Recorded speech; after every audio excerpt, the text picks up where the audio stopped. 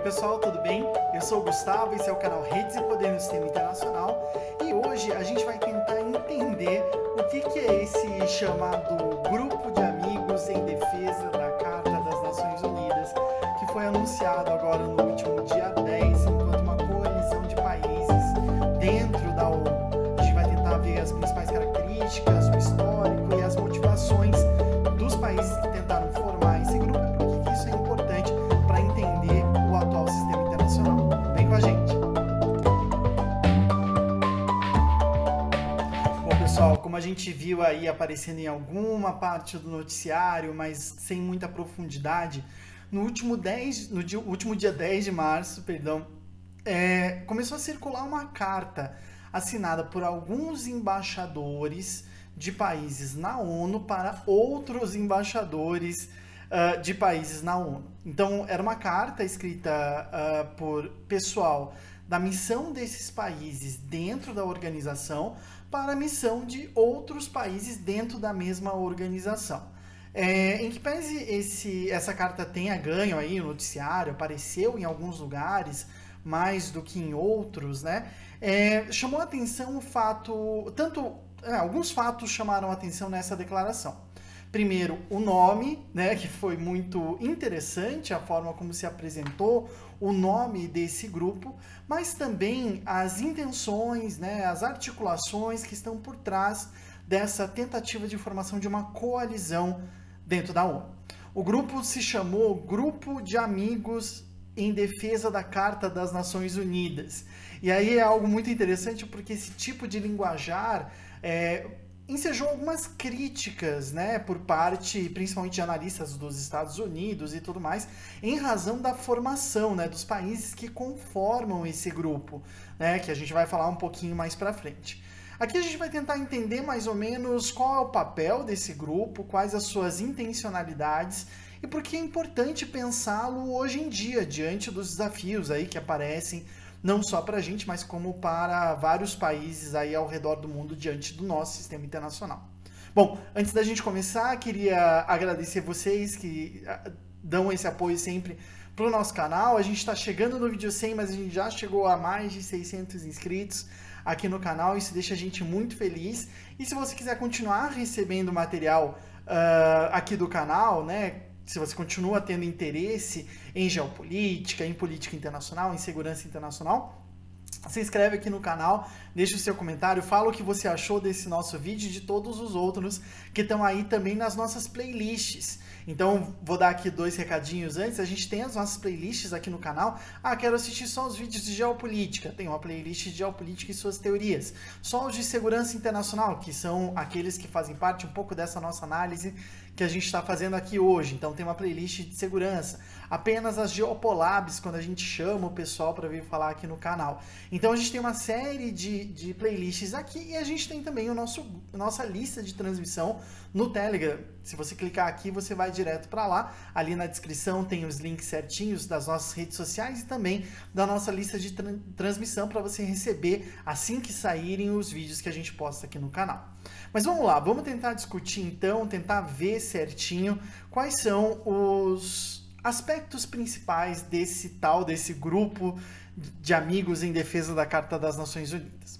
Bom, em primeiro lugar, parece interessante a gente indicar que trata-se de uma coalizão de países. E aí, acho que em primeiro lugar, é importante a gente analisar o que é uma coalizão de países, né? O que significa falar em uma coalizão de países, já que normalmente, no jargão que a gente usa no nosso cotidiano, principalmente em razão de muitas dessas análises serem feitas por jornalistas, ou também, de uma forma ou de outra, um uso comum, assim, de expressões que podem parecer equivalentes, a gente acaba misturando. Aqui eu estou falando, né, da nossa culpa como acadêmicos, que a gente acaba usando meio que displicentemente esses termos, né?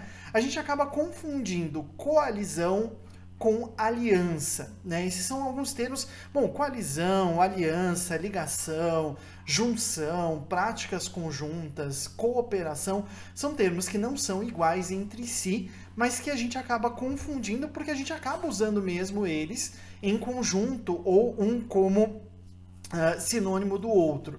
Nesse caso, coalizão geralmente é utilizado como sinônimo de aliança, mas se trata de duas coisas diferentes entre si. Então, acho que é importante, em primeiro lugar, distinguir o que é uma aliança e o que é uma coalizão para entender esta coalizão do grupo de amigos em defesa da Carta das Nações Unidas. Então, vamos lá. O que é uma aliança? Uma aliança é um pacto feito por alguns países, né, 2 ou mais países, em que eles se comprometem em, independentemente de potenciais mudanças de governo, né, no seu internamente, né, no seu contexto interno, ou independentemente de mudanças no cenário externo, mudanças na configuração geopolítica do sistema internacional, na configuração geoeconômica, geoestratégica do sistema internacional, eles vão se manter aliados, inclusive arcando com os custos dessa ligação, os custos dessa aliança tão profunda, que a gente chama às vezes de umbilical, né? Então são os países que topam, de uma forma ou de outra, assumir todos os riscos de estarem 100% ligados a outros países. 100%, claro, é um termo aqui muito absoluto, mas a estarem sempre e prioritariamente levando em consideração a ligação entre esses dois países em contraponto a outras questões para sua atuação no sistema internacional, né? Ou mudanças de governo, como eu já disse. Hoje é muito difícil a gente encontrar esse tipo de arranjo político. Ele foi muito comum anteriormente, ali na época das monarquias. A gente consegue ver desde o começo, né, com a aliança entre Escócia e França contra a Inglaterra, né, a chamada antiga aliança, de Old Alliance, né, entre França católica e Escócia católica contra a Inglaterra protestante. Mas mais recente, a Santa Aliança, né, durante o século XIX, enfim. Mas hoje em dia, né, aí século XX, século XXI, o que a gente mais enxerga como um exemplo que não é muito 100%, digamos assim, mas é a OTAN, a própria OTAN, a Organização do Tratado do Atlântico Norte, que é meio que uma aliança militar entre alguns países, assim como o era o Pacto de Varsóvia, que era a aliança militar dos países do bloco comunista. Qual que é a grande questão? A própria OTAN demonstra os limites das alianças, porque a partir do momento em que já não há mais um inimigo comum, que seria o bloco comunista do leste europeu, que mobilizava tanto o Pacto de Varsóvia contra os países capitalistas, ou os países capitalistas contra o bloco socialista, a gente tem uma renovação e um questionamento sobre a existência da OTAN. Se lá no começo do século XXI ela foi muito utilizada pelos Estados Unidos na sua guerra ao terror, incluindo as invasões do Afeganistão, a invasão do Iraque, ao mesmo tempo ela começa a virar um custo para os países, por exemplo, europeus. A gente não pode esquecer que o envolvimento da Espanha e da Inglaterra, né, do Reino Unido, com relação à invasão tanto do Afeganistão como do Iraque em 2002 e 2003, foram os atrativos, digamos assim, para que elas sofressem ataques terroristas que até então estavam circunscritos aos Estados Unidos. Então, é esse tipo de custo que está envolvido numa aliança. A aliança, portanto, ela é profunda e ela é longa, ela se prevê assim como a própria OTAN, né? Independentemente do presidente que esteja no poder ou do primeiro-ministro que esteja no poder, esses países estarão fazendo parte e devem levar isso como um constrangimento do exercício da sua política externa. Por outro lado, uma coalizão ela não é tão rígida, ela não é tão específica. Uma coalizão, ela é uma ligação temporária, então aí ela já se diferencia da aliança, que é uma ligação, digamos assim, mais eterna, ou que dura durante muito tempo. A coalizão, ela é uma ligação temporária de países que se reúnem em razão de um tema ou em razão de algum objetivo, geralmente um objetivo diplomático. Esses países eles buscam fazer algum tipo de mudança que lhes interessa naquele momento e de forma pontual, né, numa realidade, seja, né, uma realidade regional, por exemplo, a reunião de países, por exemplo, que pode ir contra Myanmar, por exemplo, que está sofrendo, né, com um golpe de Estado. Ao mesmo tempo, a gente também pode pensar esses países reunidos dentro de alguma organização internacional, como a ONU, a OMC, o FMI, para renegociar as regras de funcionamento dessas organizações, ou a própria União Europeia, o Mercosul aqui, ou ainda, né, em razão de alguma situação emergencial que esses países acabam enfrentando, que faz com que eles tenham que se unir entre si para debater algum tema, algum objetivo e se reunir para atingirem esse objetivo no sistema internacional. A coalizão, portanto, ela é um pouco mais pontual e ela não é como a aliança totalizante. A aliança, se um país for atingido, por exemplo, ele deverá obrigatoriamente ser atendido por todos os outros, né? Se ele for atacado, todos os outros têm que ir, independentemente de quem seja quem está atacando. No caso da coalizão, não. Como ela é restrita, como ela tem uma temática específica, essa coalizão ela acaba, de uma forma ou de outra, se restringindo ao alcance daquele objetivo ali em específico. O Brasil, por exemplo, se reuniu recentemente numa coalizão, ao aderir à chamada Declaração do Consenso de Genebra para promover a saúde da mulher e fortalecer a família, liderada não tanto pelo Itamaraty, mas pela ministra dos Direitos Humanos, da Família e da Mulher, a Damares Alves. Né? Apesar desse nome, essa declaração ela não foi assinada em Genebra, porque ela é uma mobilização do governo Trump, do Mike Pompeo, que era o secretário de Estado, né, o chanceler dos Estados Unidos, até a chegada do Joe Biden no poder, né, e foi agora no final do ano, foi agora em dezembro que foi assinada, e que não foi assinada em Genebra, apesar de levar esse nome de Consenso de Genebra. Quando o Brasil adere a essa declaração, como é o caso, né, que a gente está tratando aqui como uma coalizão, o Brasil se une a alguns países, né, dentre os quais estão países como Bahrein, Bielorrússia, República do Congo, Hungria e Polônia, e além da Arábia Saudita, com o objetivo de se colocar contra a facilitação do acesso ao aborto. Esse é o cerne central dessa declaração e dessa coalizão. A gente percebe, portanto, que esses países eles têm um objetivo em específico. Eles não se comprometem, por exemplo, a colaborar em outras áreas, ou eles não estão colaborando numa área tão abrangente e tão importante quanto a segurança nacional. Eles estão se comprometendo a, dentro do sistema ONU, votar segundo uma determinada linha. É uma coalizão, portanto, é um determinado aspecto objetivo, né? Eram 34 países signatários dessa declaração, mas a saída dos Estados Unidos, agora com a chegada do Joe Biden no poder, sendo que a ideia original foi dos Estados Unidos, mas durante o governo do Donald Trump, reduziu tanto o número de países, de 34 para 33, quanto a força da coalizão dentro do sistema, né, dentro do quadro institucional do sistema ONU. Aí vem um aspecto interessante para a gente analisar com relação às coalizões, né?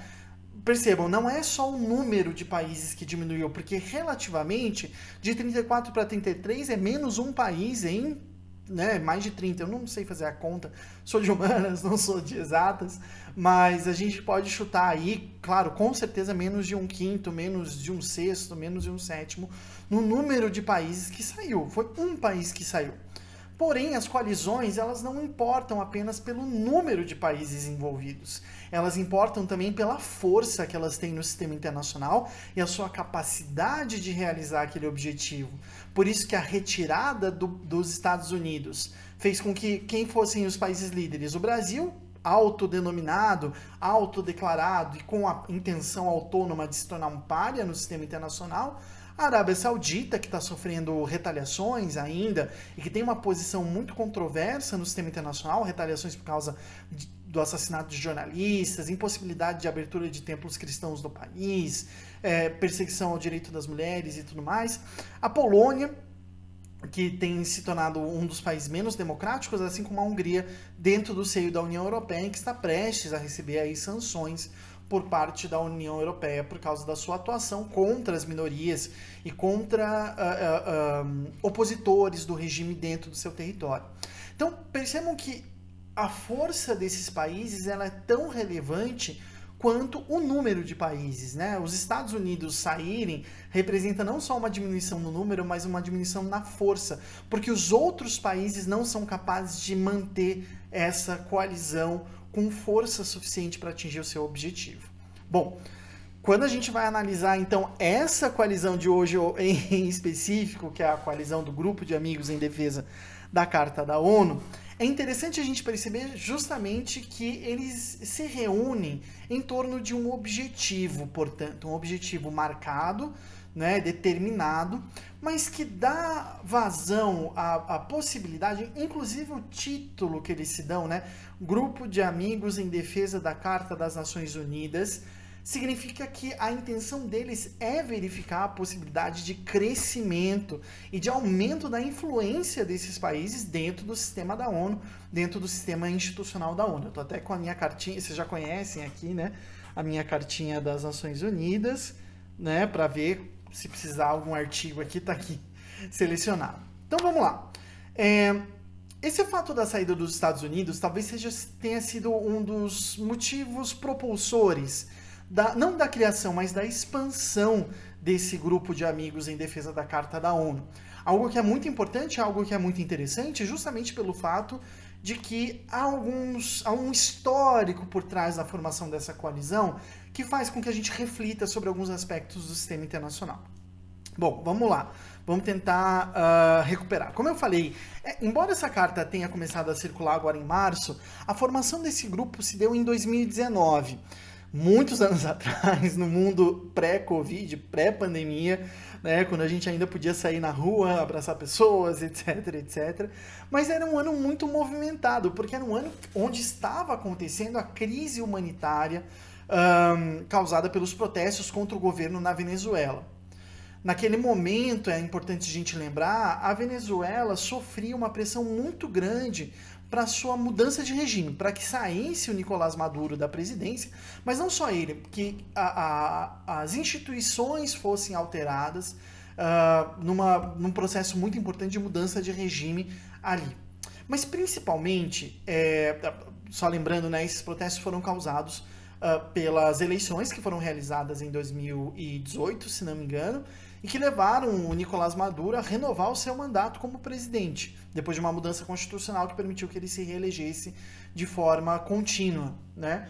Mais ou menos aquilo que também causou em 2019 a crise na Bolívia, né? Com a derrubada e que agora teve os seus perpetradores presos pela justiça boliviana. Qual que é o mais importante? A pressão que o regime do Nicolás Maduro começou a receber foi uma pressão multifacetada e a partir de diferentes frentes. Os Estados Unidos e vários países da Europa não aceitaram o resultado das eleições, reconhecendo Juan Guaidó como presidente da Venezuela. Eu não sei se vocês vão se lembrar, o Juan Guaidó foi aquele cara que pegou a Constituição venezuelana e no meio da rua se autoproclamou presidente da República, né? Ou seja, sem nenhuma legitimidade, sem nenhum tipo de processo institucional, se autodeclarando presidente da Venezuela e que, nesse momento em específico, acabou trazendo, de uma maneira ou de outra, uma pressão muito grande para o regime do Nicolás Maduro, porque ele foi reconhecido por outros países como chefe de governo. E a partir daí, inclusive pelo Brasil, e esse é um ponto importante. Para entender o que estava acontecendo com a Venezuela nesse momento, é importante a gente pensar que a pressão que ela começou a sofrer foi uma pressão multifacetada e foi uma pressão a partir de diferentes frentes. Vamos lá.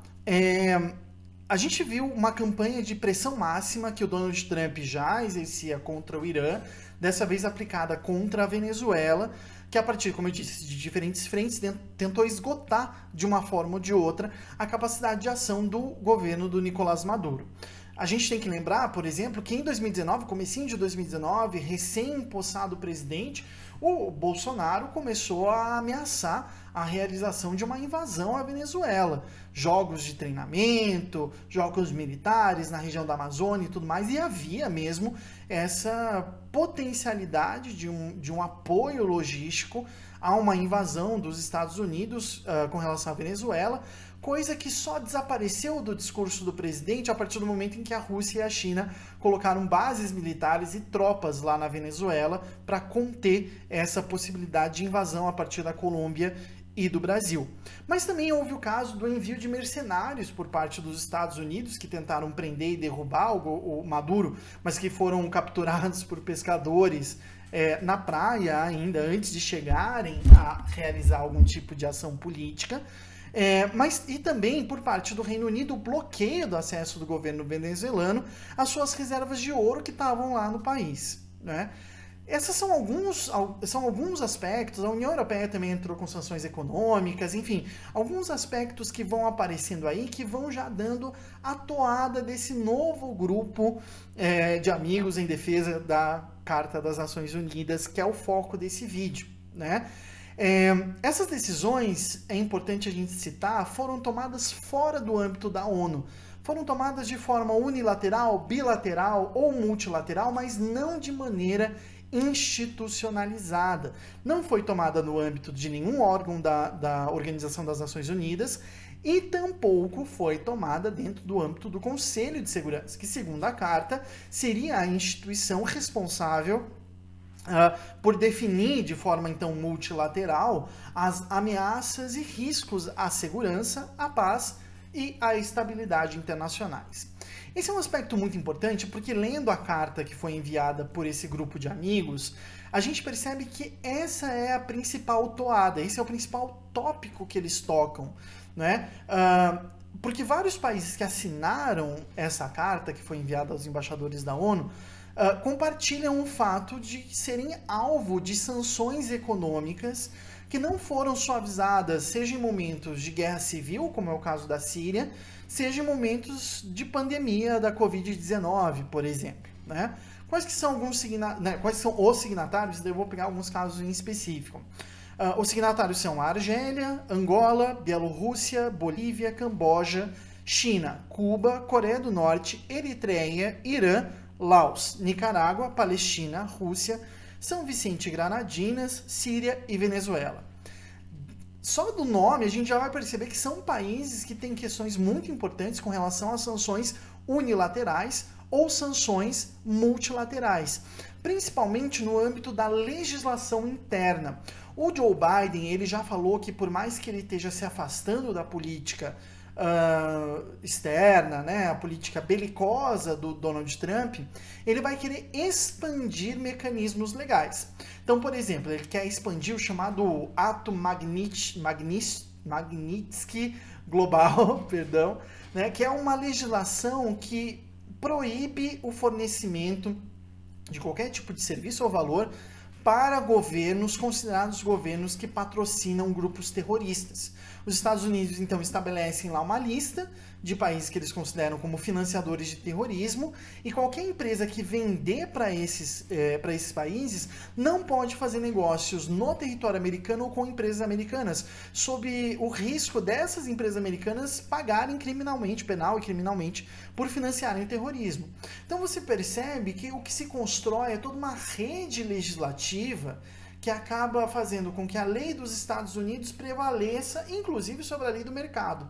E esse aspecto é um aspecto importante para a gente pensar, já que vários países que assinaram essa carta do grupo de amigos em defesa da Carta das Nações Unidas enfrentam questões relacionadas a isso.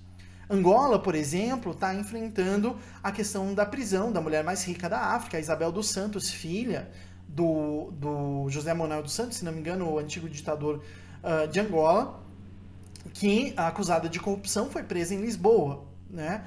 No caso da Bolívia, recentemente tem aparecido alguns documentos que indicam relação entre o governo